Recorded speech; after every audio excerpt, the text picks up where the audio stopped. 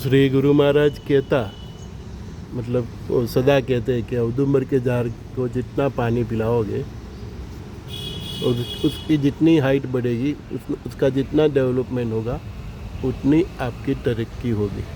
क्योंकि ये देव वृक्ष है ना, औदुंबर है, वड़ है, पीपल है।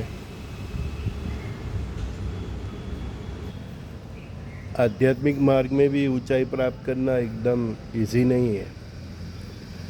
रॉकेट को भी पृथ्वी से उठाने के लिए पृथ्वी का जो गुरुत्वाकर्षण बल होता है उसके अगेंस्ट अपना बल लगाना पड़ता है, तब वो अंतरिक्ष में जाके पृथ्वी की भ्रमण कक्षा में उसको वैज्ञानिक सेट कर पाते।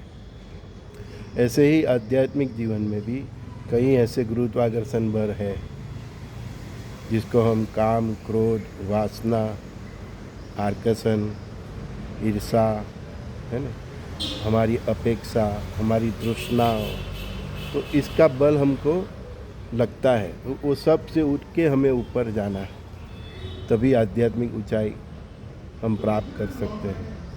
आध्यात्मिक जीवन पर जो भी चलते हैं वो सांप सीढ़ी की गेम की तरह ही होता है।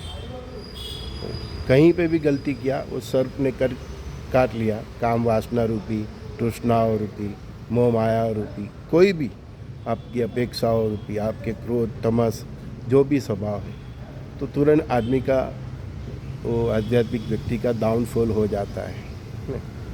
तो आध्यात्मिक मार्ग बहुत सहज है, सरल है ऐसे देखो तो, लेकिन फिर भी तलवार की धार पे चलने जितना ही कठिन है। तो वो एकदम स्वाभाविक बात है कि हर कोई इतनी सिद्धि प्राप्त नहीं कर सकता। सिद्धि प्राप्त करने के बाद भी आदमी का अहंकार जाग जाए, उसके भीतर दुर्गुण जाग जाए, तो भी उधर से भी पतन होता है। तो आध्यात्मिक ऊंचाई प्राप्त करने के बाद, सिद्धि प्राप्त करने के बाद भी इंसान अगर अपने सभी आवेशों पर, क्रोध पर, तृष्णाओं पर अगर कंट्रोल रख सकता है, तभी वो स्थान पे वो टिका रहेगा।